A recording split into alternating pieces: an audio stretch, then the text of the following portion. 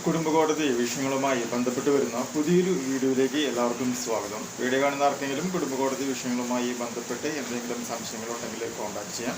WhatsApp number +91 79 94 97 14 19.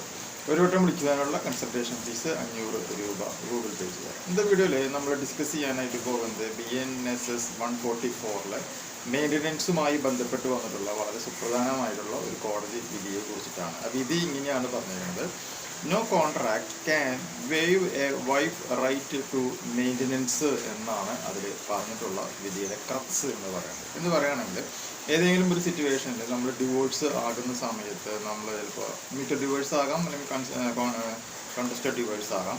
ആ സമയത്ത് ചിലപ്പോൾ ഭാര്യ സാമ്പത്തികമായിട്ട് നല്ല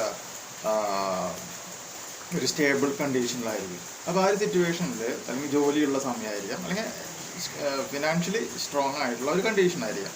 അപ്പോൾ അങ്ങനെ വരുന്നൊരു സിറ്റുവേഷനിൽ നമ്മൾ സ്വാഭാവികമായിട്ട് ഭാര്യ എന്താണെന്ന് പറയുക, ചിലവിന് പൈസയൊന്നും ആവശ്യമില്ല എന്ന് നമ്മൾ കോൺട്രാക്റ്റിൽ നമ്മൾ ചിലപ്പോൾ എഴുതി വെപ്പിക്കാറുണ്ട്. അല്ല, അങ്ങനെ കോൺട്രാക്റ്റിൽ എഴുതി വെപ്പിച്ച് കഴിഞ്ഞാൽ നമ്മളെല്ലാവരും ഇത്രയും നാൾ വിചാരിച്ചിരുന്നത് ആ ഒരു കോൺട്രാക്റ്റിൽ വൈഫിന് പൈസ വേണ്ട എന്ന് എഴുതി വെച്ച് കഴിഞ്ഞാൽ ഭാവിയിൽ ഒരിക്കലും ഭാര്യയ്ക്ക് ഏതെങ്കിലും ഒരു സിറ്റുവേഷനിൽ സാമ്പത്തികമായിട്ട് എന്തെങ്കിലും ഒരു ബുദ്ധിമുട്ട് വന്നു കഴിഞ്ഞാൽ പിന്നീട് ഒരിക്കലും മുൻ ഭർത്താവിൽ നിന്നും പണം മേടിക്കുവാനായിട്ട് അല്ലെങ്കിൽ മെയിൻ്റനൻസ് മേടിക്കുവാനായിട്ട് അധികാരം ഉണ്ടാവില്ല എന്നാണ് നമ്മൾ വിചാരിച്ചിരുന്നത്. എന്നാൽ പുതിയ ഒരു വിധി പ്രകാരം പറയുന്നത് അങ്ങനെ ഒരു കോൺട്രാക്റ്റിൽ നമ്മൾ ഭാര്യ പൈസ വേണ്ട എന്ന് സ്വയം എഴുതി വെച്ചാലും ഭാവിയിൽ സാമ്പത്തിക ബുദ്ധിമുട്ട് വന്നു കഴിഞ്ഞാൽ മുൻ ഭർത്താവിൽ നിന്നും പണം മേടിക്കുന്നതിന് ഭാര്യയ്ക്ക് യാതൊരു വിധത്തിലുള്ള ബുദ്ധിമുട്ടും ഇല്ല, അങ്ങനെ മേടിക്കാനായിട്ടുള്ള അവകാശമുണ്ട് എന്നാണ് ഇപ്പോൾ കോടതി പറഞ്ഞു വെച്ചിട്ടുള്ളത്.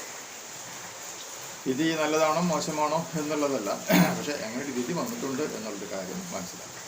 ഈ ഒരു ഇൻഫോർമേഷൻ നിങ്ങൾക്ക് യൂസ്ഫുൾ ആയിട്ടുണ്ടെങ്കിൽ തീർച്ചയായും നമ്മുടെ ചാനലൊക്കെ സബ്സ്ക്രൈബ് ചെയ്യാം. തൊട്ടടുത്ത് കാണുന്ന ആ ബെൽ ബട്ടൺ ഒന്ന് എനേബിൾ ചെയ്യുക. പുതിയൊരു വീഡിയോ ആയിട്ട് വീണ്ടും കാണാം. ബൈ.